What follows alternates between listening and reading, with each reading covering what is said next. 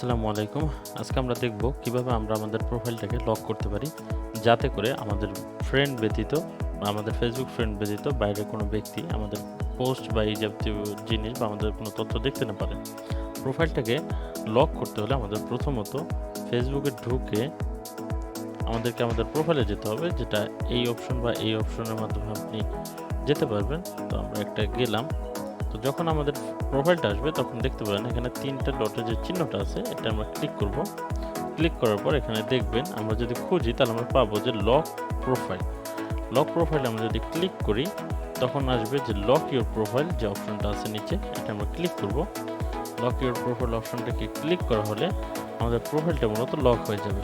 তখন কনফার্মেশনের জন্য এখানে লেখা আসবে ইউ লক ইউর প্রোফাইল, আমরা ওকে দিব বা এখানে আসবে ইউ লক ইউর প্রোফাইল।